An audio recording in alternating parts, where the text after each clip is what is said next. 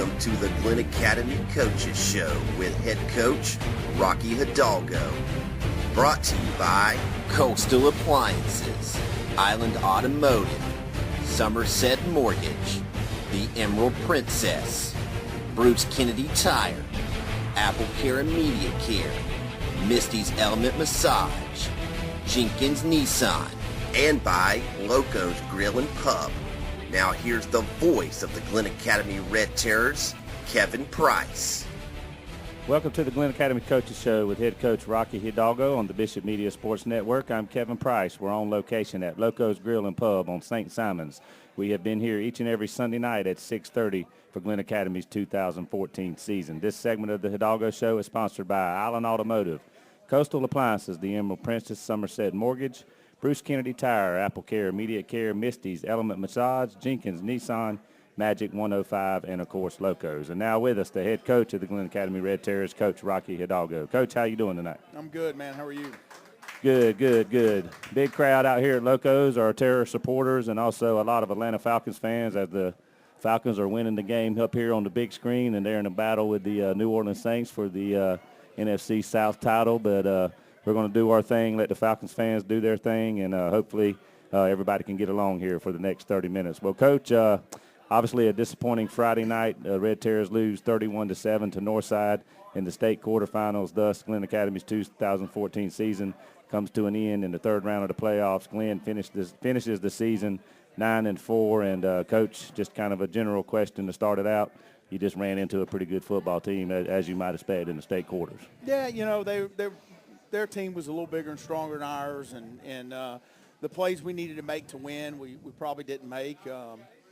You know, offensively, we dropped some passes, and defensively, we missed a couple tackles here and there. You know, they got a good football team, a really good football team, easily the best one that we've seen all year. I'm going to say that. That's nothing against Coffee or Ware County, but I think Northside was the best team we played all year long, and offensively and defensively on both sides of the ball, and it showed Friday night. Yeah, and, Coach, I was going to ask you where they kind of rank in the pecking order of the teams you lost to, where they stacked up against Coffee and Ware, and also Camden and so forth, and then Creekside and Drew, the two teams you beat. But I guess obviously we wanted to see the Red Terrors win, but it was kind of refreshing, I guess, to see a team go out and play old school football. You know, in this era of spread offenses and lots of points, they do it the old-fashioned way, just with a big physical offensive front. They run the ball right at you and just play good, solid, tough overall defense. Yeah, if we had 5 guys who are 8 feet tall and 300 pounds, we might do the same thing. I mean, look, Coach Kinsler does a great job of this program. They're very good on the line of scrimmage, on the offense and defensive lines of scrimmage. Easily the biggest, most physical teams we saw all year long, and you know, it was a tough matchup for us. And really for the 8 teams that was left, I think it was the toughest matchup when I was looking at the brackets and who we had out there to play. And, Coach, let's just talk about how the game unfolded. They got up 14-0 on you, and then DJ Dallas makes a big kickoff return to get you back in the game at 14-7. When you need a big play, a guy like DJ Dallas can give you that in a hurry, and he kind of got you back in the game with that 92-yard kickoff return. Yeah, DJ's a really special player, and I've said it before and I'll say it again. The great thing is we've got a chance to watch him play for the next 2 years here. But, you know, he's a guy, he's a very, very competitive kid. I think people around here are going to be excited to watch him over the next 2 years and see exactly how he grows up and matures. This is the Glynn Academy Coaches Show with head coach Rocky Hidalgo on the Bishop Media Sports Network. And, Coach, you're down just 17-7 at the half. Your defense had given you a chance going into halftime. They made a goal line stand, and then, of course, you were backed up against your own goal line, had to punt it out of there, and your defense held them to a field goal at the end of the half, so it's 17-7. Obviously, you guys had been in that situation the previous 2 weeks in the playoffs, so it was kind of nothing new. Was that basically what you said at halftime, or what did y'all talk about in the locker room? Yeah, I told them we've got them right where we want them is what I said. That was my exact words. You know, I just told them we've got to go out and do the things that we've been coached to do, and, again, you know, offensively, we've got to make those plays. I mean, it's when you play a really good team. They play tight man coverage. They play 7 guys in the box. We knew we were going to have to throw the ball going in, and we've got to make some catches in close space, and then we've got to hold the line of scrimmage on the defensive line and make some tackles in there. And you know, our kids went out there. Our kids played really hard. I mean, you know, I don't begrudge our kids. We were beaten by a better football team. And the fact of the matter is our kids played their tails off, play hard, but Friday night they were better than us. And just at the end of the day, you saw them come out in the third quarter, and it looks like they really wanted to get physical, make a statement. They ran the ball right at you with that big back, Willie Jordan just going downhill. And just the way they play, they just kind of wear on you. He's a guy that guys kind of get tired of tackling as the night goes on, right? Yeah, well, our kids, we're a 3-4 team. Our 4 linebackers, three of them are about 155 pounds. 2 of them, one's a freshman, one's a sophomore. So it was going to be a tough matchup with us. We did some things defensively from a scheme standpoint to give them some problems. We had to play around with who was taking dive, who was taking quarterback. They came out, made a good adjustment to start the first drive, and we came back defensively and adjusted what we did and hung in there a little bit. But look, it was a tough matchup for us. They probably outweighed us in the front 7. 50 pounds a kid plus with a 240-pound tailback. They're going to be hard to beat. I think they've got a heck of a football team. They're coached very well. They're really good on defense. As good a defensive team as we saw all year long, and offensively, it's going to take a great defensive football team with a lot of size. A team with a lot of size to beat them, what they do. From what I've seen on paper, Mays is out there. Mays has got a lot of size at the linebacker defensive line position. They may have a shot. But it's going to be tough for somebody to line up and play 4 quarters of football with what they're doing with the offensive line and fullback that they have. What do you know about Allatoona? Obviously, that's the matchup Northside faces next. There's, I think, a top 3 team in the state. And I guess, is the game going to be in Allatoona or Northside? They had a coin toss, right? Yeah, it's going to be played at Mercer. Okay. Allatoona is a very good friend of mine. Gary Varner's the head coach. That's from Cobb County. So I know them very well, and he does a great job. He's got 2 great backs. One of which has kind of got dinged up. They don't know if they're going to get to play. But, when you have a great back and somebody lines up and plays man coverage in the secondary, what happens is there's nobody back there. So, conceivably, I could see him getting loose 3 or 4 times and getting some touchdowns against them over the course of the game. Again, the problem is getting the ball back from them. Allatoona is they're very well coached on defense. They play really hard. Physically, it's going to be a mismatch for them. They're a little bigger at linebacker than we are, but they're probably not quite as talented on the defensive line. So it's going to be a tough matchup for them. And really with what you've got to have with Northside is teams that have hung in with them, they've turned the ball over. They're going to have to get in, play some good football, and take the football away from them a little bit to have a chance to win. And just looking at Northside on the offensive side, I know the little quarterback, Oliver, got pressed into duty, I think, just 2 days before the season started, and they brought him along slowly, and he's doing a lot of good things now late in the season, not really exactly a sophomore anymore, but just looks like a good kid with a good head on the shoulders and a ton of athletic ability. But he made a lot of good decisions running that option. Yeah, he's a very good decision maker. I'm going to say that. He makes really good decisions with the football. He's one of the best kids I've coached against. I can name a few guys that were as tough as him, but I knew going into the game he was the straw that stirred the drink. He makes a lot of plays. He did a great job distributing the football and kept it from getting on the ground. Well, there's more to come here on the Coach Hidalgo Show on the Bishop Media Sports Network. Right now, these words from our sponsors. For all of your automotive repair needs, visit Island Automotive, 1950 Demery Road, across from the fire station on St. Simon's Island. They're a family-owned and operated business that has been delivering great service not only to St. Simon's, but to all of Southeast Georgia for over 25 years. Your complete auto repair and auto detailing facility. Online at islandautomotivecenter.com or at 912-638-0888. And go Terrors! Coastal Appliances is your one-stop shop for Whirlpool washers and dryers, Whirlpool refrigerators, and so much more. Coastal Appliances offers free delivery and service after installation and have also been in business for over 30 years. 4727 Altama, next to Sonic, and on the web at appliancesbrunswickga.com, or give them a call at 912-267-0132. Coastal Appliances, Glynn County's only specialty appliance store.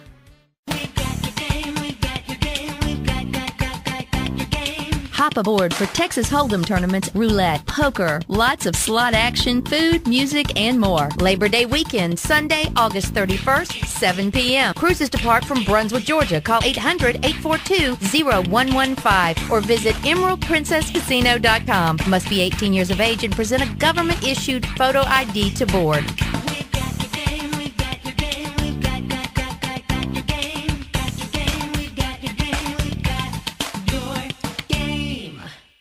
I'm Jenkins Nissan. I'm Jenkins Nissan. I'm Jenkins Nissan. I'm Jenkins Nissan. I'm Jenkins Nissan. I'm Jenkins Nissan. I'm Jenkins Nissan. I'm Jenkins Nissan. I'm Jenkins Nissan. I'm Jenkins Nissan. I'm Jenkins Nissan. I am Jenkins Nissan. I'm Donnie Jenkins. We're all Jenkins Nissan, and together we want to show you just how easy buying and servicing your car should be. So please, stop by and experience the Jenkins Nissan difference. Look for the red and white Nissan tent at the corner of Chapel Crossing Road and the Spur, or visit us online at jenkinsnissanofbrunswick.com.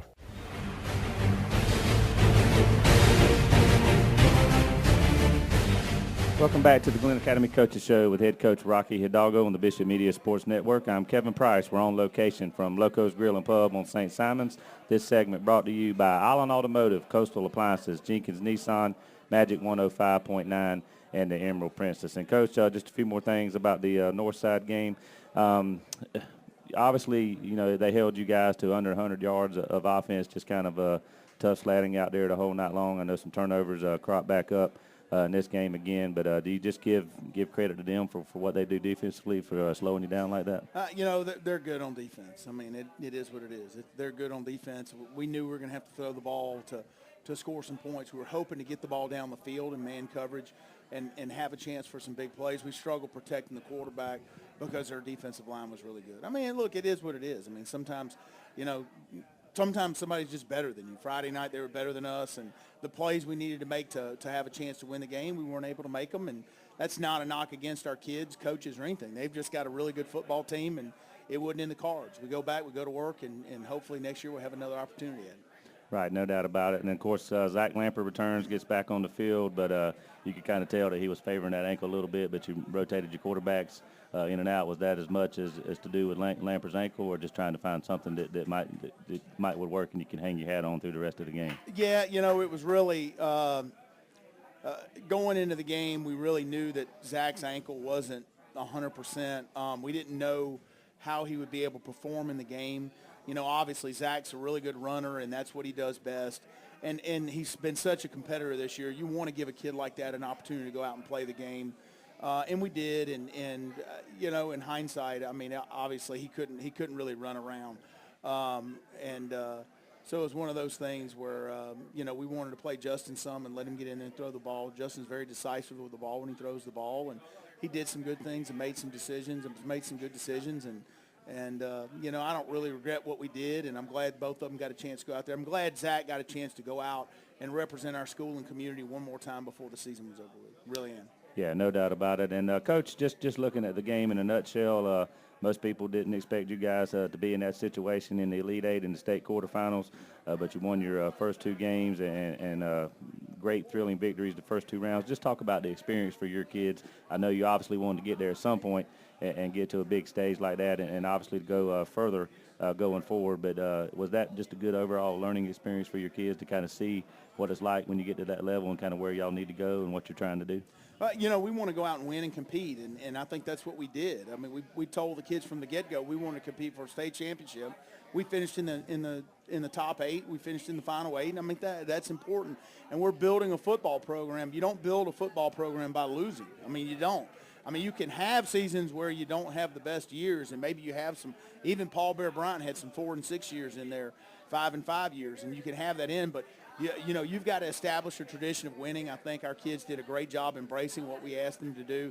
I think what you saw really in the playoffs is our kids a genuine desire to go out and win a game. And we beat 2 teams. You know, somebody asked me, he goes, Coach, are you disappointed? Our kids went out and beat 2 teams that were more talented than we were. I mean, they really did. And that's not a knock against our kids. But it's when you look at the rosters of Drew and the rosters of Creekside, there's a lot more kids that will go off and play major college football there than on the Glynn Academy roster. Our kids went out and did that not because they were more talented. They did it because they played harder than them and they had a burning desire to win that game. And if you want to win a state championship and you want to compete year in, year out, you're not going to have the best talent every year. So what you've got to do is you've got to sell your kids that losing, you know, winning is important, obviously, but not losing is more important. We want to play to win. We want to go out and compete because, you know, what we do is winning at Glynn Academy. From here on out, I told the kids there are no more upsets. We don't talk about the Creekside game, everybody, the big upset. I don't talk about it as an upset. I went in that game expecting to win. We should go into every game expecting to win, and that's who we need to be. And to do that, we got to go out and compete every time on Friday night. You're listening to the Coach Rocky Hidalgo Show on the Bishop Media Sports Network. And, Coach, along that line, let's spend the rest of the show here kind of taking a step back, evaluating things for the first year and then moving things forward and talk about what needs to happen going into next season for Glynn Academy. But, Coach, obviously you came in, hit the ground running in spring practice, carried the Red Terrors through the summer, got your systems and all installed, and then went through your first season with Glynn. But what's the thing you're most proud of? Is it just the way the kids bought in and what you and the other coaches were teaching them, and or just their never say die attitude, their effort all season? What impressed you most about this first Glynn Academy team that you had? I think there was a lot. I think, starting from our coaches, I think our coaches did a really good job because we had about 8 or 9 guys that were left over on the staff. Our coaches did a very good job of being accepting of me when I walked in the door and working their tails off, not because what I did was necessarily better than what they had done in the past, because they just accept. They were very professional about the change, and they worked their tails off for the kids. And I think that's one thing about our coaching staff that I think we've got a lot of potential with the staff, and we're not by any shape or way or means the best staff in the state, but we have a chance with the coaches that we have in place, and hopefully we can add a few more guys to develop a staff that will be on par with any in the state of Georgia. But those guys really did it because they cared about our kids and seeing our kids do well. And I think if you look at knowing our coaches the way I do, having worked with them, the well-being and the overall well-being of our kids is really important to them, our players. They care about these kids. That's one thing. The willingness of our kids to jump in feet first and do something different. We asked them to do a lot of things differently from, we took practices from 3.5 hours to 3 hours and 45 minutes to 2 hours and 15 minutes, and we did more in 2 hours and 15 minutes. The tempo was very different. We asked them to move at a quicker pace and practice in a quicker pace, and they had to be more attentive to our coaches because our coaches were having to coach. Our coaches had to learn to coach on the run. Our kids did a good job of that. And you can't do that and be nice to them the whole time.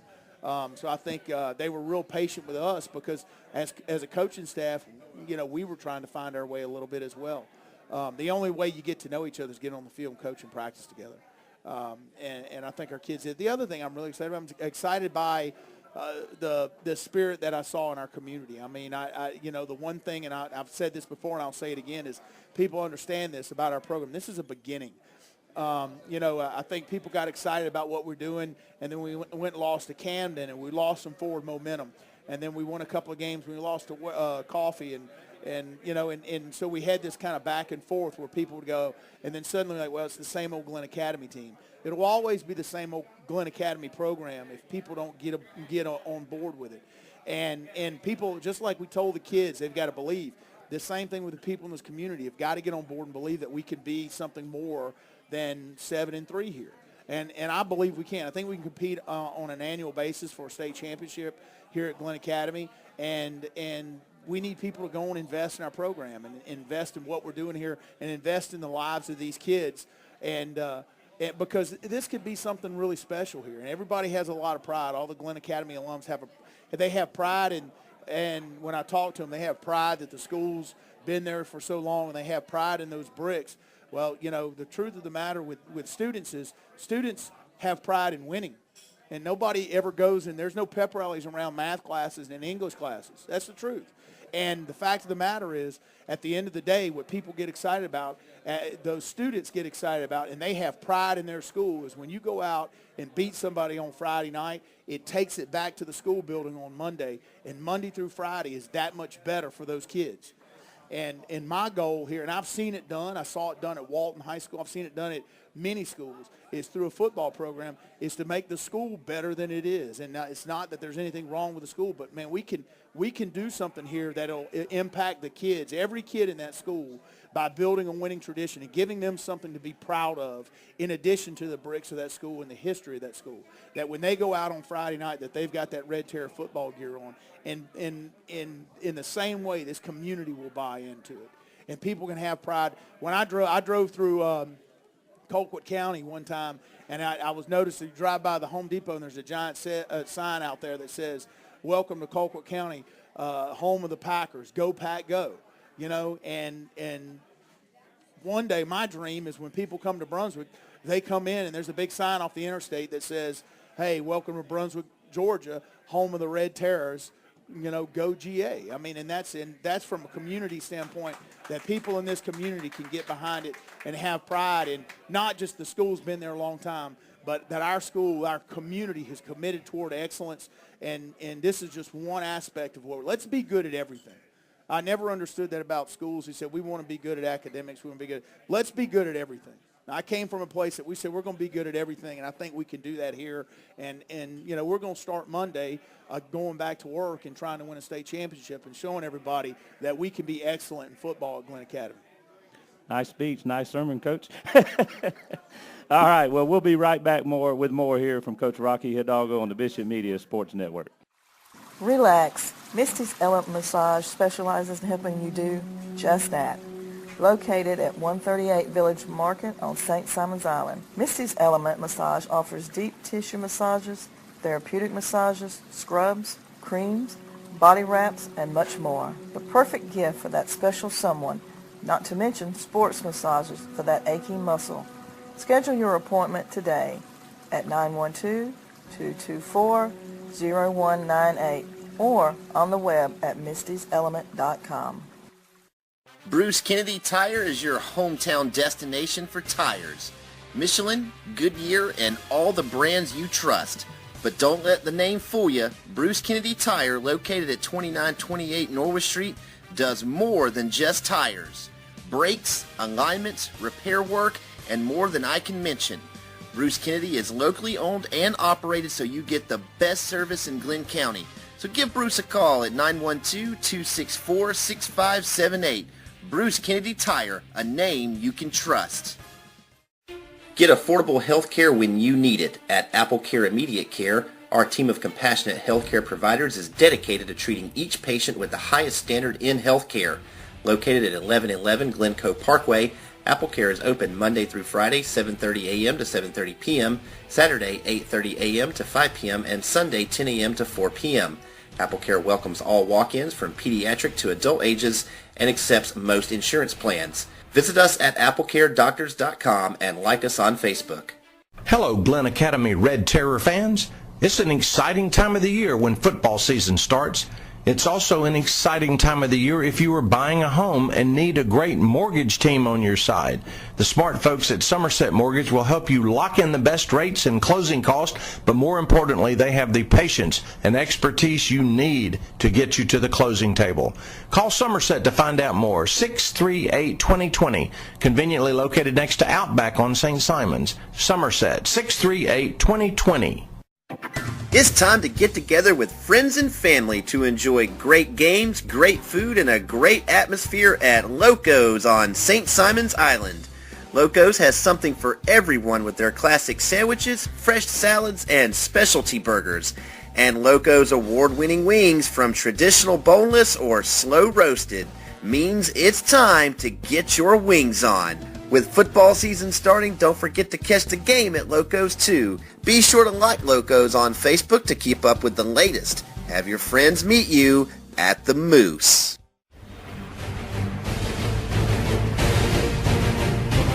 Welcome back to the Glynn Academy Red Terror Coaches Show with head coach Rocky Hidalgo on the Bishop Media Sports Network. I'm Kevin Price. We're on location at Loco's Grill and Pub on St. Simon's. This segment, the final segment of the season, is brought to you by Misty's Element Massage, Bruce Kennedy Tire, Apple Care Immediate Care, and Somerset Mortgage. And, Coach, let's talk a little bit of offense, defense, and special teams.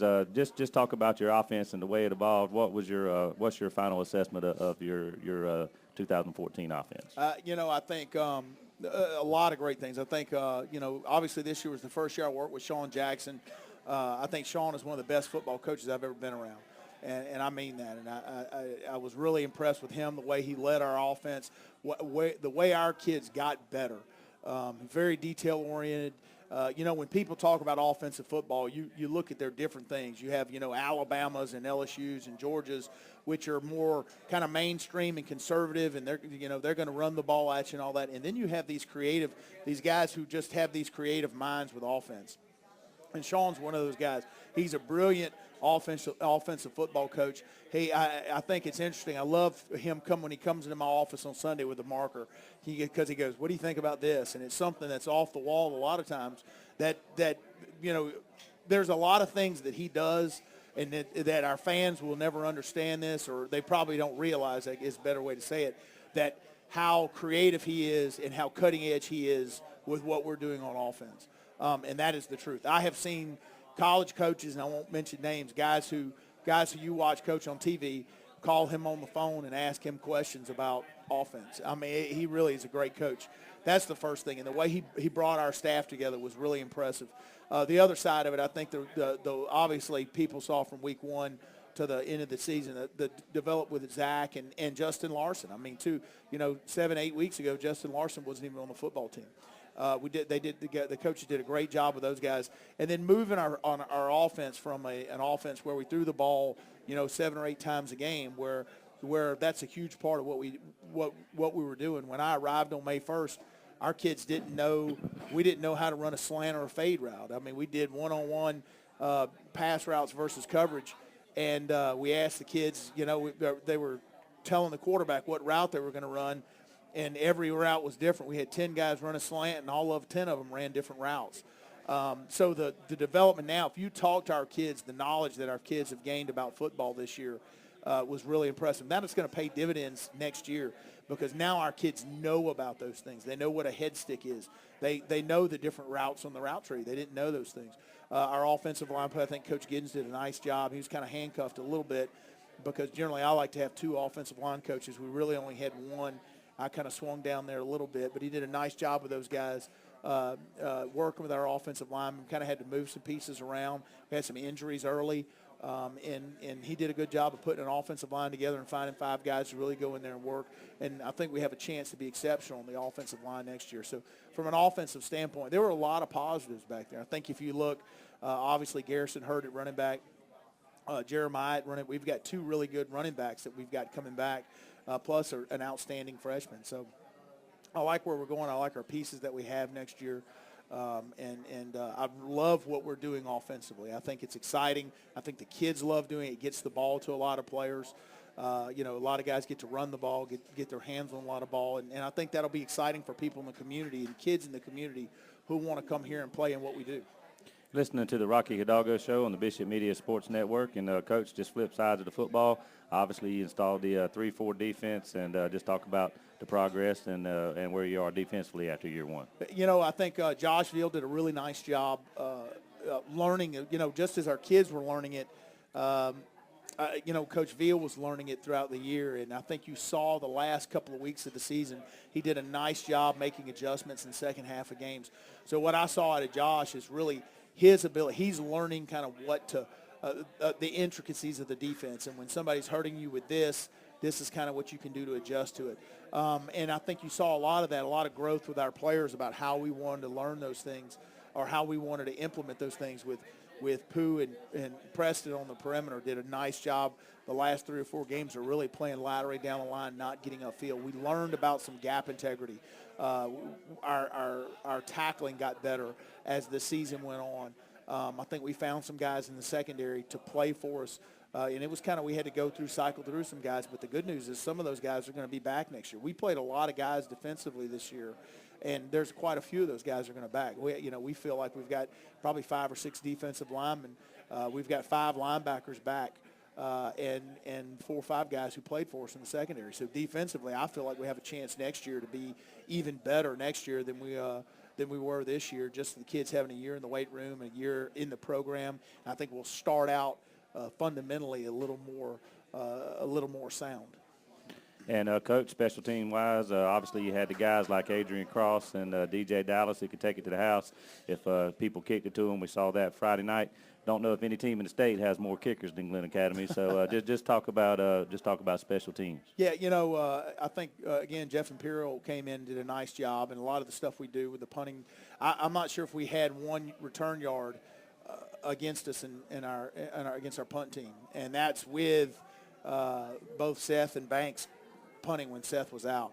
But I don't think we had a yard of return yards against us, and most people probably will never understand how important that is, in addition to the fakes that we're able to do off of it. We faked a couple, got some first downs this year off the punt team. Obviously, we feel like we've got two really good kickers coming back next year, and Banks and Scout. We're comfortable with both those guys kicking. I think our coverage on kickoff teams, the different things that we do between the slow roll and the squib kick and the pooch, gives us a lot of options over there, and that paid big dividends in the playoff game, and that was something we were kind of developing throughout the year, and when we needed it came through for us. Special teams is a huge part of the game, and it helped us win 2 games in the playoffs. Yeah, no doubt. You're listening to the Glynn Academy Coaches Show with head coach Rocky Hidalgo on the Bishop Media Sports Network. And, Coach, let's talk about things that I guess maybe started Saturday or start today or definitely Monday. But it's the off season now for Glynn Academy. Obviously, you didn't get to go through this part of the process with Glynn last year as you came in just in time for spring practice. So what's the off season like under Coach Hidalgo? When do you start lifting weights? How's the conditioning program go and all those kinds of things? Well, I think a big thing is I've spent some time thinking about this weekend is philosophically I'm going to take the standpoint that this is really we're going into year one. I'm going to look on this year as kind of like an interim year, really and truly. I didn't get a chance to do all the things that we need to do. So really this is going to be year one for us where we'll have the kids in the strength program for a full year. And some of the things are already in place that were kind of there just in terms of where we have kids in classes and stuff like that. But a big part of what we want to do is we want to get with the administration, the school leadership, and make sure that we're all on the same page what we're trying to accomplish.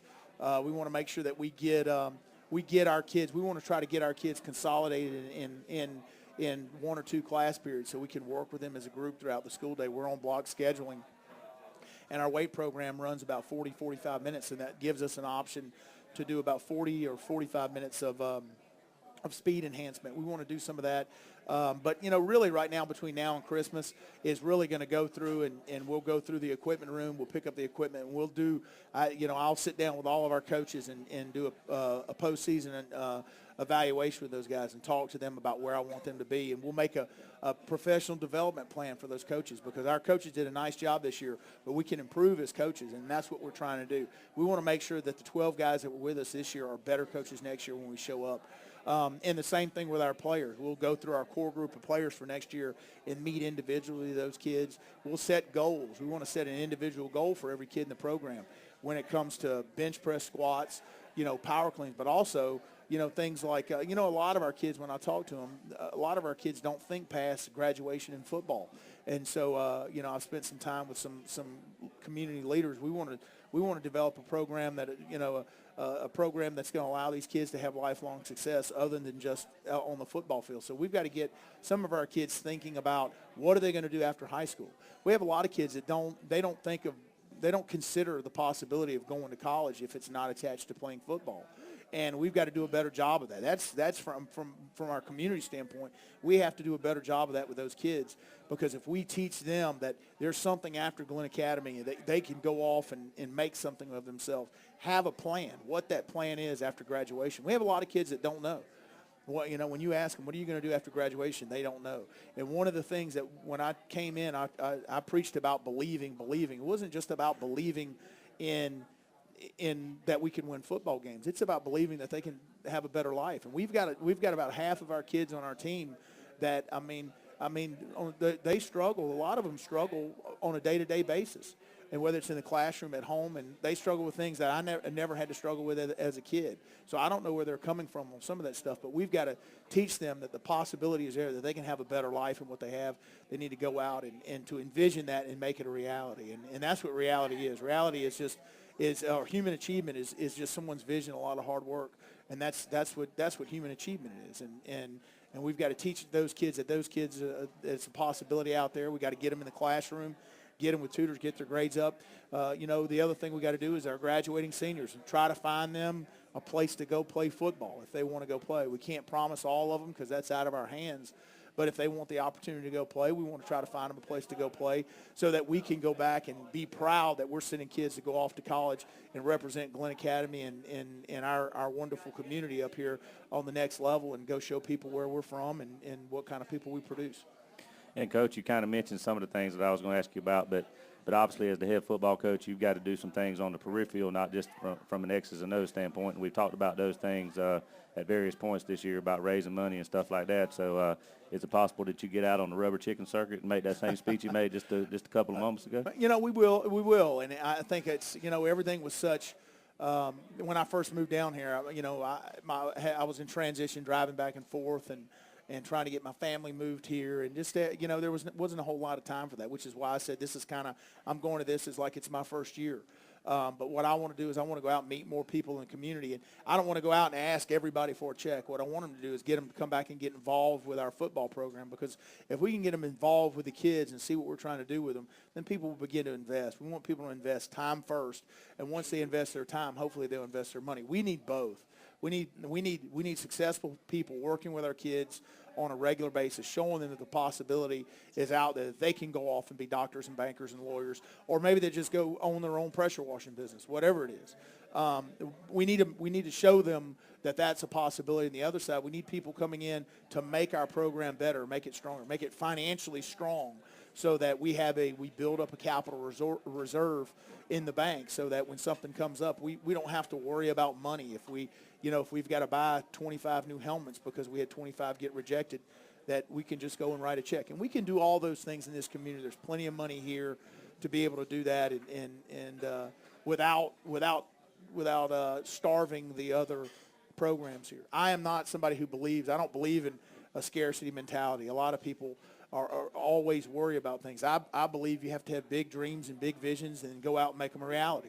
If you worry about what's going to happen next, you'll be consumed by worry and fear. I don't worry about that. I'm a ready, fire, aim guy a little bit. And when it comes to the program, we're going to have big visions. We're going to have visions of raising championship trophies and having the nicest equipment and nicest facilities, and we're going to go out there and work our tails off to make it a reality, and we will step by step. And, Coach, you mentioned getting some guys in schools, and obviously February, whatever that first Tuesday is in February, I guess, is usually signing day, somewhere around the middle of the month. Are we going to have some guys signing on the dotted line this coming February? I think we will. We're working on some kids academically. That's a big issue that we have with some of our kids is academically, and it's a little late in the game. But that's a huge part of what we're trying to do. But I think some of our kids really bought in what we're trying to do. I think the kids that really got to get in there, get some 3.0s, are really turning out some good grades, and they've got to follow through and finish. But we have some interest from a lot of schools and 4 or 5 of our kids, and it'd be great on that first Tuesday in February that we get a chance to go out there and present to the community 4 or 5 kids that are going to go off and play football in college. All right, well, Coach, I guess that's a wrap on a great 2014 season. It was nice to get to know you, and nice to see the Red Terriers go out and win a lot of football games on Friday night. And I'm excited about the future of the Glynn Academy program. I want to thank our great fans for coming out all season long, and just thank you for taking time out of your busy schedule each and every Sunday night to be here and give us the insight on Glynn Academy football throughout the season. Thank you. All right, this has been the Coach Rocky Hidalgo Show. Also, a big shout-out to Locos, our sponsor all season long. Did a great job having things ready to go for us each and every week. So this has been the Glynn Academy Coaches Show for the final time in 2014. Happy holidays, everybody. We'll see you again next year. This is Kevin Price signing off.